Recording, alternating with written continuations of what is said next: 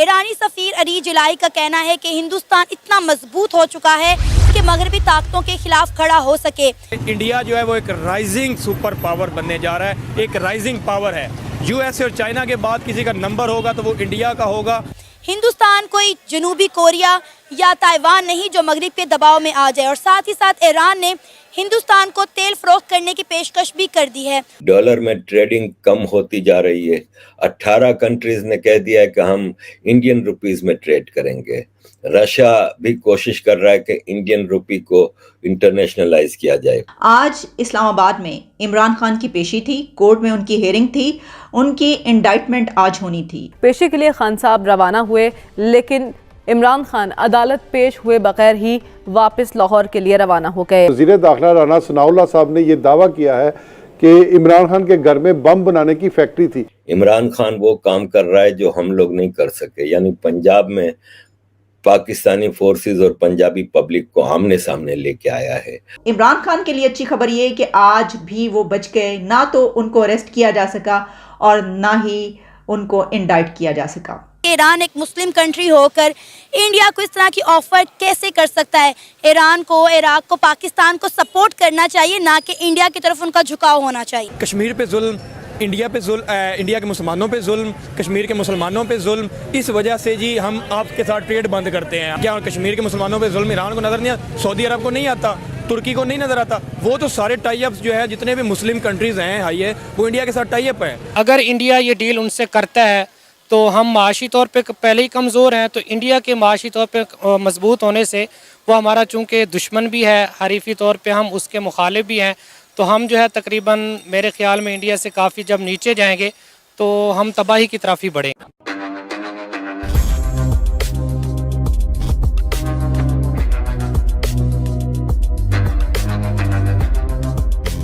नमस्कार दोस्तों आप सब जानते हैं इस वक्त पाकिस्तान की सिचुएशन, जहां पाकिस्तान के लाडले इमरान खान को लेकर के एक बवाल मचा हुआ है। जहां पाकिस्तान की पूरी फोर्सेस इस कोशिश में लगी हुई है इमरान खान को अरेस्ट करने में, लेकिन वे अरेस्ट नहीं कर पा रहे हैं। तो दोस्तों अब इमरान खान के घर को तोड़ने के लिए पाकिस्तान की पुलिस फोर्सेस भी योगी जी के कंडे आजमाने लगी, जहां वे यूपी पुलिस के स्टाइल में बुलडोजर लेकर के पाकिस्तान के ex prime minister Imran Khan के घर पहुंच गए हैं और उनका घर तोड़ने जा रहे हैं। और दोस्तों दूसरी खबर ये है कि अब सिंगापुर के भी प्राइम मिनिस्टर एक भारतीय मूल के ही बनने वाले हैं, और ये आने वाले सिंगापुर के इलेक्शन में ऐसे कैंडिडेट भी खड़े होंगे। और दोस्तों आप सब जानते हैं कि भारतीय मूल के काफ़ी सारे लीडर्स अलग अलग देशों में बड़े बड़े पोजीशंस में हैं, जैसे कि यूके के प्राइम मिनिस्टर भारतीय हैं, यहाँ तक कि अमेरिका के वाइस प्रेसिडेंट भी एक भारतीय मूल की ही है। तो चलिए दोस्तों इसी पर आगे पाकिस्तानी मीडिया का रिएक्शन देखते हैं। सर आप देखें, ईरानी सफ़ीर ने इंडिया को ऑफ़र कर दी है कि आप हमसे तेल खरीदें। ऑलरेडी इंडिया जो है वो अमेरिका के मना करने के बावजूद रशिया से उन्होंने बहुत बड़ी तादाद में ख़ाम तेल ख़रीदा। इतना तेल ख़रीदा कि इंडिया का चौथा ट्रेडिंग पार्टनर बन गया रशिया, और अब ईरान ने भी उनको ऑफ़र कर दिया कि आप हमसे तेल ख़रीदें। क्या कहेंगे? मैं ये कहूँगा कि अगर इंडिया ये उनसे ख़रीदता है तो यकीनन वो माशी तौर पे जो है वो बहुत आगे चला जाएगा, और हमारी जो सूरत हाल है, हम जिन मुल्कों से ले रहे हैं पेट्रोल डीज़ल, वो हमें देने के लिए तैयार नहीं है, क्योंकि हमारा ख़जाना जो है वो खाली है। अगर इंडिया ये डील उनसे करता है तो हम माशी तौर पे पहले ही कमज़ोर हैं, तो इंडिया के माशी तौर पे मजबूत होने से वो हमारा चूँकि दुश्मन भी है, हरीफी तौर पे हम उसके मुखालिफ भी हैं, तो हम जो है तकरीबन मेरे ख्याल में इंडिया से काफ़ी जब नीचे जाएंगे तो हम तबाही की तरफ ही बढ़ेंगे। सर ये दुश्मनी, इंडिया हमारा दुश्मन मुल्क है, इंडिया हमें तबाह करना चाहता है, हम पाकिस्तानियों की ये सोच कब बदलेगी? क्योंकि जब तक मेरा ख्याल है हम अपनी सोच नहीं बदलेंगे, हम दुश्मनी नफ़रत की चीज़ों से नहीं निकलेंगे, हम तरक्की के लिए अपनी बाकी चीज़ों के बारे में कैसे सोचेंगे? हम इंडिया से हर वक्त ये बात करते हैं कि इंडिया हमारा दुश्मन मुल्क है, लेकिन हमने इंडिया को देखते हुए अपना एजुकेशन सिस्टम तो बेहतर नहीं किया। हम ये कहते हैं कि जी इंडिया आईटी में बहुत आगे बढ़ गया है, दुश्मन मुल्क की तारीफ़ें भी कर रहे हैं, लेकिन हमने आईटी में आज कहाँ पे खड़े हैं? हमारा कोई भी सॉफ्टवेयर इंजीनियर पाकिस्तान में नौकरी नहीं करना चाहता, तो दुश्मन से कुछ सीख क्यों नहीं लेते?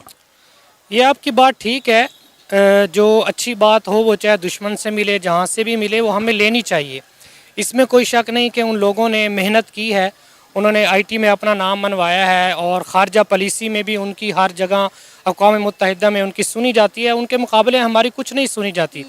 लेकिन जहाँ तक नफ़रत की बात है, मेरे ख़्याल में पाकिस्तान के और पाकिस्तानी में जो रहने वाले लोग हैं उनके दिल में इतनी नफ़रत नहीं है। इस नफ़रत का इजहार बार बार इंडिया की तरफ से किया जाता है, जिसकी वजह से जो है वो यकीनन हमारे दिल भी जो है वो धड़कते हैं, तो हम भी उस नफ़रत का इजहार करते हैं। सर मेरा ख्याल है ये जो नफ़रत है ना, ये लोगों के दिलों में नहीं है। मैंने वहाँ की आवाम की भी राय सुनी है, देखी है, कमेंट सुन के पढ़े हैं। यहाँ के आवाम के मैं डेली इंटरव्यूज़ करती हूँ। मेरा ख्याल है जो नफ़रत है ना वो हमारे ऊपर के लोगों में है, गवर्नमेंट लेवल पर है। आवाम एक दूसरे से नफ़रत नहीं करती, आवाम समझती है। इवन कि मैंने पाकिस्तान में कई इंडियंस के इंटरव्यूज़ किए हैं, कई पाकिस्तानियों को इंडिया जाते हुए देखा है, लेकिन जो भी आता है इंडिया की तारीफ़ करता है। जो पाकिस्तान से जाता है पाकिस्तान की मेहमान नवाजी की तारीफ़ करता है। देखें, जब हमारा रहन सहन एक जैसा है और पाकिस्तान में जितने भी मुहाजिर लोग हैं वो इंडिया से ही आए हैं, तो जब हम सकाफ़ती तौर पे और अपने रस्म व रिवाज के लिहाज से एक जैसे हैं तो दिल में नफ़रत हो ही नहीं सकती। तो ये वाकई हुकूमती सतह पे या किसी भी एटमी लिहाज से देखा जाए या कुछ जो जंगें हुई हैं पाकिस्तान और इंडिया के दरमियान, उसकी वजह से ये नफ़रत है। वरना मेरे ख़्याल में जैसे आपने कहा वो आपकी बात ठीक है कि आवाम के अंदर जो है वो नफ़रत नहीं है। अब हम सबको यही चाहते हैं कि हमारा आपस में जो है वो मिलना जुलना हो, आना जाना हो, ये सब कुछ जो है वो आवाम की राय और आवाम के दिल में बिल्कुल यही बात। पाकिस्तान की आवाम ये भी गिले शिकवे कर रही है कि ईरान जो है वो इंडिया की तारीफ़ें क्यों कर रहा है, ईरान इंडिया को ऐसी ऑफर्स क्यों करवा रहा है, क्यों ना करवाए। इंडिया उनको हर तरह से जो है वो उनकी पॉलिसीज़ इस तरह से बनाता है, अपनी खारजा पॉलिसी इस तरह से क्रिएट करता है। दुनिया की 5वीं बड़ी इकॉनमी है, सुपर पावर बनने जा रहा है, तो बाकी कंट्रीज़ का झुकाव इंडिया की तरफ क्यों ना हो। अभी आप देखें इस साल G20 की मीटिंग भी इंडिया ने होस्ट की है, कितना बड़ा इवेंट था। इंडिया ने पहली बार तारीख में G20 का इवेंट जो है वो होस्ट किया है।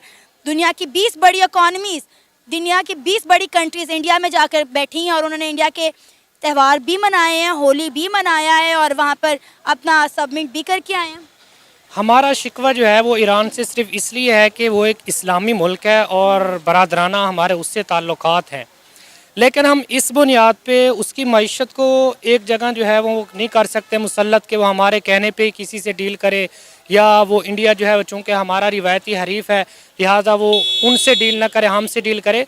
हमारी ये तवक्को मेरे ख़्याल में पाकिस्तान के अंदर जो हालात हैं ये फजूल है, इसलिए कि जब हम किसी से कुछ ख़रीदने में या किसी की मदद करने के उसमें नहीं है तो हम दूसरों को भी नहीं रोक सकते। जब हम खुद गिर चुके हैं तो यकीनन ईरान अपने फ़ायदे के लिए आगे जा रहा है, तो अगर हम उससे ये कहें कि जो है हमारी बात मान के अपना फ़ायदा छोड़ दे, तो मेरे ख़्याल में ये एक आमकाना सोच है। इसमें कोई ऐसी बात नहीं है कि जिसकी वजह से ईरान को ये सोचना पड़े कि पाकिस्तान जो है वो इस चीज़ से पाकिस्तानी अवाम में इसका गुस्सा पाया जाता है। वो यकीनन इससे बाज भी नहीं आएंगे और आना भी नहीं चाहिए, क्योंकि इस दौर में जो माशी तौर पे मजबूत होगा वही सुपर पावर होगा। अब जो है वो मजहबी कार्ड जो चलता था कि हम इस्लामी ममालिक हैं या हमारे दरमियान जो एक इत्तिहाद है, इत्तिफाक है, अगर आपके पास मईशत और पैसा या कुछ नहीं है तो वो इत्तिहाद आपका कुछ नहीं कर सकता। तो इसलिए ईरान चूँकि काफ़ी गिरा हुआ है तो वो अपने आप को मजबूत करने के लिए ऐसे कदम जो है वो उठाएगा। और उसने अमेरिका जैसी सुपर पावर से, आपको पता है कि पिछले कुछ साल में उसने मुकाबला किया है, तो मेरे ख़्याल में वो हमारी इन बातों में नहीं आएगा और हम उसको मजबूर भी नहीं कर सकते क्योंकि हम इस सूरत हाल में नहीं हैं। देखें, हमने कौन सा मुल्क है जिसे हमने पैसे नहीं लिए, हमने तो हर मुल्क से दाव लगाया है कि वहाँ से भी निकल आए, वहाँ से भी निकल आए। तो जब आपका वो आपने बर्तन ही हर वक्त ऐसा रखना है तो डेफिनेटली हर मुल्क ने आपके ऊपर प्रेशर तो डालना है। इवन कि जो पिछले प्राइम मिनिस्टर थे इमरान खान, उनकी ये स्टेटमेंट थी कि हम उनसे और वो कुछ चीज़ें खरीदना चाहते थे। रशिया से 35% डिस्काउंट पे जो है ऑयल इंडिया ने भी लिया और हम भी लेने के लिए गए थे, लेकिन वो यूएसए का प्रेशर है, रजीम चेंज हुई, इमरान खान साहब घर। तो डेफिनेटली उसका फिर आप देख लें कंसिक्वेंसेस कितने पड़े हैं कि आज हमारी वो 100% उससे भी कहीं ज़्यादा अब हम महंगाई फेस कर रहे हैं। आप समझते हैं इंडिया राइजिंग पावर है? एग्जैक्टली, इसमें कोई डाउट नहीं। ईरान ने ये जो स्टेटमेंट दी है इससे एग्री करते हैं? एग्री करते हैं, बिल्कुल एग्री करते हैं। अच्छा, अगला सवाल मेरा ये है कि क्या हमने पूरे दुनिया के मुस्लिम कंट्रीज़ का ठेका उठाया हुआ है? क्या ईरान को नहीं नज़र आता कि इंडिया में जुल्म हो रहा है? क्या यूएसए को, सऊदी अरब को नज़र नहीं आता इंडिया में जुल्म हो रहा है? क्या तुर्की को नज़र नहीं आता इंडिया में जुल्म हो रहा है? उन्होंने कभी नहीं बात की कि इंडिया वाले इंडिया के मुसलमानों पे जुल्म करते हैं। ये चूरन हम हमेशा 75 सालों से बेचते आए हैं और उन्होंने उन्होंने कभी नहीं कहा। उन्होंने अपने मुल्क का फ़ायदा देखा है कि हमारे मुल्क का फ़ायदा किस चीज़ में है, जिसमें उनका फ़ायदा होता है। अब इंडिया के साथ उनका ऑयल बेचना फ़ायदेमंद है, वो कर रहे हैं। उन्हीं देख रहे हैं कि वो जुल्म हो रहा है, ये हो रहा है। ये हम देखते रहते हैं। ईरान और बाकी मुस्लिम कंट्रीज़ इंडिया के साथ क्यों नहीं देखती और हम साइड पे क्यों हैं और अपना नुकसान किए जा रहे हैं। कश्मीर पे जुल्म, इंडिया पे जुल्म, इंडिया के मुसलमानों पे जुल्म, कश्मीर के मुसलमानों पे जुल्म। इस वजह से जी हम आपके साथ ट्रेड बंद करते हैं। हम ये अक्सर कह देते हैं इंडिया के साथ। क्या ईरान को नहीं नज़र आता जो इंडिया के मुसलमान हैं उन पे जुल्म? क्या कश्मीर के मुसलमानों पे जुल्म ईरान को नज़र नहीं आता? सऊदी अरब को नहीं आता? तुर्की को नहीं नज़र आता? वो तो सारे टाई अप्स जो है जितने भी मुस्लिम कंट्रीज़ हैं हाई है वो इंडिया के साथ टाई अप है। हम सिर्फ जुल्म जुल्म जुल्म जुल्म का चूरन बेच के अपने मुल्क का बेड़ा गर्क क्यों कर रहे हैं? असल में ये एक सेंसिटिव इसका आंसर हो जाएगा ना, क्योंकि पाकिस्तान में जमहूरियत बिल्कुल भी नहीं है। ठीक है, पाकिस्तान में जो गवर्नमेंट कर रहा होता है हमें तो वही नज़र आता है कि उसके अंडर कंट्रोल सब कुछ है, लेकिन पीछे कुछ और हो रहा होता है। तो असल कंट्रोल किसी और के हाथ। बड़ी गहरी बात। जी जी, तो वो क्लियर बात मैं कर नहीं सकता क्योंकि आपकी भी वीडियो पे नहीं चलेगी। ठीक है, तो इस वजह से ये है कि जब तक जमहूरी हुकूमत फुल 2/3 अक्सरियत से नहीं आती ना इस मुल्क में, तब तक ये ड्रामे चलते रहेंगे। तब तक हमारे फिर पॉलिटिशियंस पावरफुल डिसीजन नहीं ले सकते। नहीं ले सकते ना, क्यों? वो कैसे लेंगे? अच्छा, इस चूरन से अब निकल आना चाहिए, जुल्म वाले चूरन से। नहीं निकल सकते नहीं हो ना, क्योंकि वो डाल दिया गया इतना, वो माइंड में डाल दिया। अब ईरान कहे कि जी आपके इंडिया में मुसलमानों पे जुल्म होता है, हम आपके ट्रेड नहीं करेंगे। यूएसए कहे इंडिया को कि आपके मुसलमानों पे जुल्म होता है, हम आपके साथ ट्रेड नहीं करेंगे। तुर्की कहे, ओ भाई वो तो कुछ नहीं कहते कि हमने ठेका उठा लिया सबका। असल में हम एज ए नेशन क्लियर बात नहीं करते ना, ठीक है, क्योंकि हमें पीछे से इंस्ट्रक्शन होती है कि आपने ये करना है।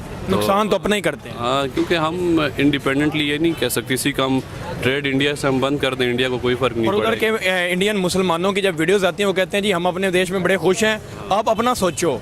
तो हमें अपना सोचना चाहिए या उनका ही सोचते रहना चाहिए? जाहिर है अपना सोचेंगे तो कुछ होगा ना। अपने आप को आप भी चाहते हैं, मैं भी चाहता हूँ पाकिस्तान बेहतर हो। और वो बेहतर कैसे हो सकता है? इसी तरह हो सकता है जिस तरह ईरान चल रहा है, जिस तरह सऊदी अरब चल रहा है, जिस तरह तुर्की चल रहा है। सब कंट्रीज़ के साथ हमें भी अपने नेबरिंग कंट्री के साथ ऐसे ही चलना चाहिए। बिल्कुल ऐसे ही चलना है। असल में हमारा मुल्क है ना, वो एक कॉन्फ्लिक्ट की सूरत हाल में फंसा हुआ है, जिसकी वजह से जो असल इश्यूज़ हैं उनकी तरफ आवाम का ध्यान नहीं जा पाता।